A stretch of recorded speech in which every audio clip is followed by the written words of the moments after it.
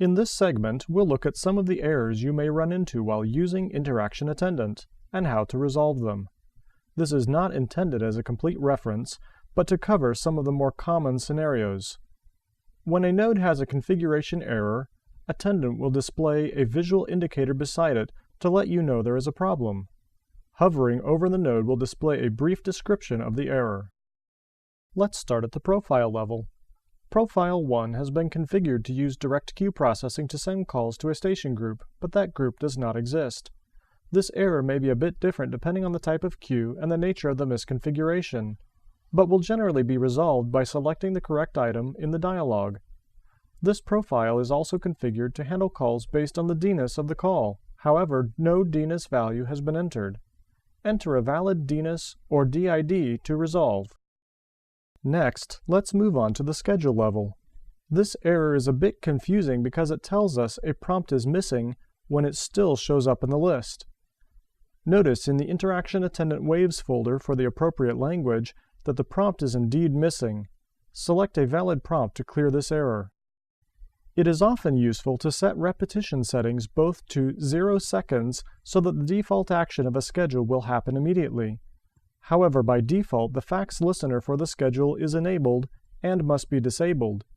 If the fax listener is desired, then time must be allowed in the repetition section for the system to listen for an inbound fax. In this menu, option 2 should transfer to Profile 3. But as you can see, Profile 3 does not exist, and a valid transfer target must be selected. A dial-by-name node can be configured to only search certain directories. But if this box is checked, at least one workgroup directory must be selected. MultiAction containers are very useful to contain a sequence of operations that fit within a logical group. For example, one might set a custom call attribute and then transfer the call to a workgroup queue. A multi-action container generally flows from top to bottom, and a node must be selected as the default action or starting point for the container. Notice that a blue down arrow will appear next to a node that has one or more child nodes with errors.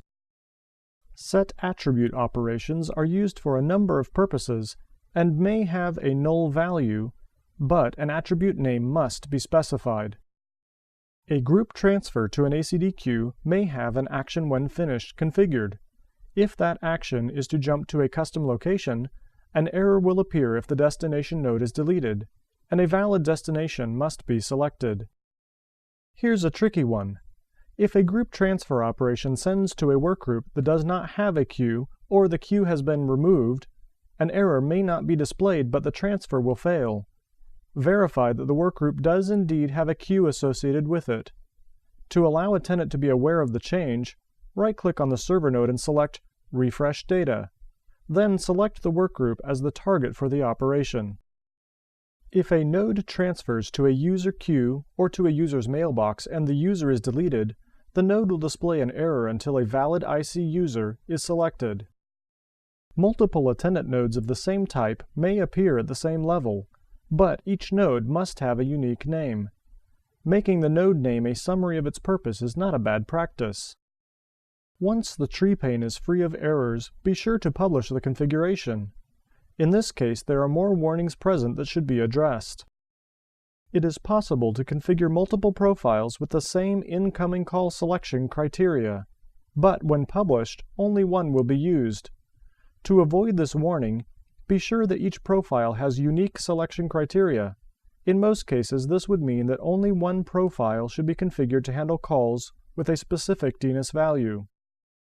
Finally, it is also possible to configure an attendant call flow that creates an infinite loop. To avoid this warning, be sure that each possible path in the logical flow of a call has a definite termination.